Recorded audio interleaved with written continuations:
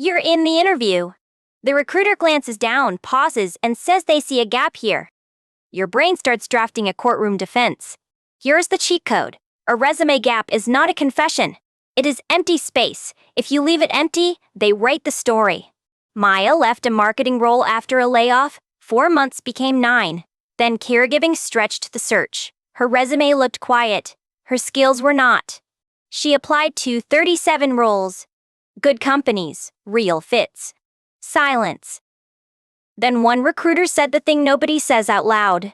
Sighs. The recruiter told her she could not tell if Maya was still current. That sentence cost more interviews than the actual break. HBR highlighted in 2024 that resume gaps still affect hiring decisions, even as breaks become more common across the workforce. LinkedIn surveyed nearly 23,000 workers and found almost 2/3 had taken some kind of career break. So the move is not hiding. Hiding creates suspicion. The move is framing. You give context fast, then drag attention back to proof. Maya's first resume had a blank stretch between jobs. No explanation, no projects, no skill story. Just silence, right where recruiters get nervous. Her rewritten version added a short entry called Career Break, Family Caregiving and Job Search, completed. Then 3 bullets focused on skills and readiness. Notice what changed. She did not beg, she did not confess. She named the break, closed the loop, and pointed back to value. If your break was a layoff, use clean language, role eliminated during company restructuring. Then add 1 proof point from the search period. Example, role eliminated during restructuring, completed advanced Excel modeling refresh, and interviewed customers for a side analytics project. Short, useful, not dramatic. If your break was caregiving, say caregiving for family, now complete or stabilized. Then list planning, coordination, budgeting, or stakeholder skills if relevant. If your break involved health, consider keeping it private. Personal health break, now complete. You do not owe diagnosis details to a stranger. Pause. The phrase now complete matters. It closes the open loop. Recruiters are scanning for risk. You are handing them stability. LinkedIn found 1 in 5 hiring managers said they outright reject candidates who have taken a career break. That is unfair. It is also the playing field. Your job is to remove ambiguity before bias gets comfortable in the room. The best gap answer has 3 parts. What happened? What stayed sharp? What you are ready to deliver now? That is it. Use this script. I took 9 months for family caregiving. During that time, I kept my analytics skills active. Now I am targeting roles where I can improve reporting speed. For burnout recovery, consider privacy and precision. I took a planned personal break, reset capacity, and kept learning through a product strategy course. Do not say, I know the gap looks bad. That sentence teaches them to see it as bad before they even decide. Do not say, I was just dealing with stuff. Vague sounds bigger than specific. Specific sounds handled. Handled sounds hireable. Maya cut her explanation from 90 seconds to 19. Same facts, less apology, more control. Her phone screens changed immediately. Harvard Kennedy School summarizes research showing employers discriminate against applicants with career breaks. Silence does not protect you from that bias. But context helps.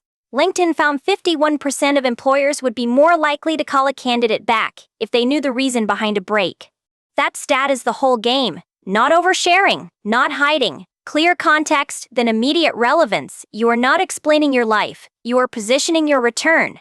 On the resume, use a gap entry only when the gap is obvious. 6 months or more, consider naming it. 3 months, usually skip it. Put the break where the gap appears. Do not bury it in a summary. Recruiters scan timelines first. Meet their eyes right there. Format it like a real entry but do not fake employment.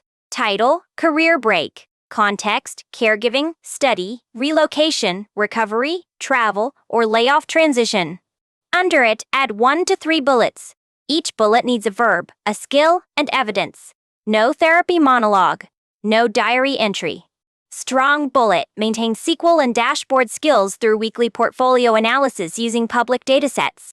Strong because it answers currency, not emotion.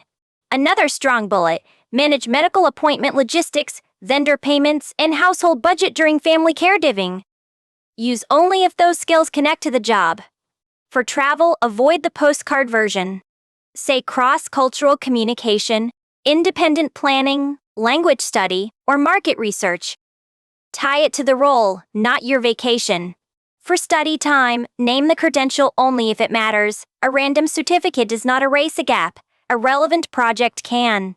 The Harvard Kennedy School summary notes resumes listing years of experience instead of traditional date ranges. Increased callbacks by about 15% for applicants with gaps.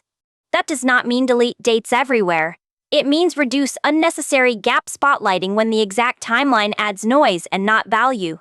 One approach: group older roles under additional experience with total years or role length. Keep recent roles clear. Make the resume easy, not suspicious. If an application forces month and year fields, answer honestly. Then use your resume, cover note, or LinkedIn to control the frame. LinkedIn created career break profile options after surveying workers and hiring managers, letting members spotlight breaks with context and skills. Use that feature if it strengthens the story. Do not add it because the platform offers a button. Strategy first. Tools second. Maya added a LinkedIn career break, but only with 2 lines. Family caregiving completed. Analytics and campaign reporting refreshed through portfolio work. Her old profile whispered uncertainty. The new one said, "Here is what happened. Here is what stayed useful. Here is where I am pointed." Softly. If your break came from grief, illness, or caregiving, be kind to yourself. Then be ruthless with the wording. Warm heart, sharp frame. In interviews, never let the gap become the whole conversation. Answer it, land the plane, and ask a role-focused question. Try this pivot. That break is complete. What excites me about this role is the chance to reduce churn using lifecycle campaigns. That pivot does 2 things. It closes the past, then it opens the future with a business outcome the hiring manager actually cares about. Hiring teams do not pay you for suffering. They pay for outcomes. Translate your break into readiness, judgment, resilience, focus, or renewed capacity. Our launch reports returner retention rates ranging from 70% to over 90%, framing career break professionals as motivated, experienced talent. That is your quiet confidence. Returners are not charity hires. They are experienced adults with a reason to be intentional about the next chapter. If you were laid off, do not over-personalize it. Say the role was eliminated. Then name a result from before the layoff. Example: before the restructure, I improved onboarding email conversion by 12% and cut campaign launch time by 2 days. Then stop talking. The longer you explain, the more they hunt for the hidden issue.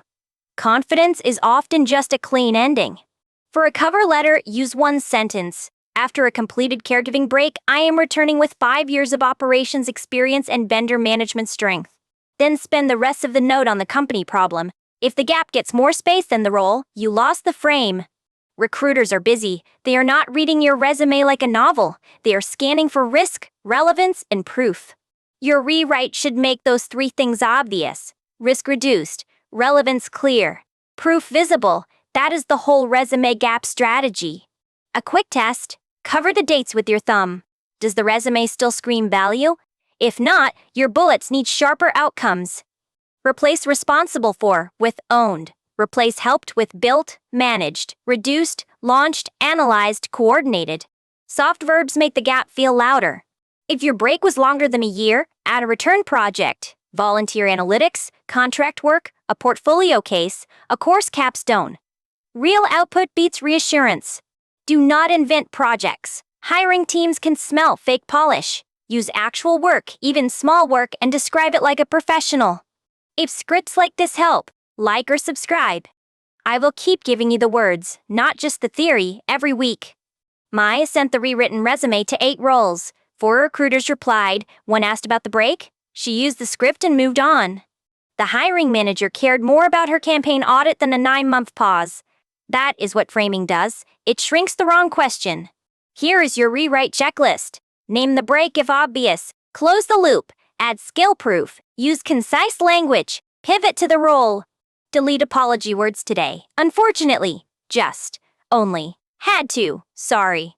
None of those long New Year career story. Add 1 power sentence to your summary. Returning marketing analyst with 4 years of lifecycle campaign experience and recent portfolio work and retention reporting. Then update 1 platform. Resume first. LinkedIn second. Do not scatter half-written explanations across the internet and call that strategy. Practice your answer out loud 5 times. If it runs longer than 20 seconds, cut it.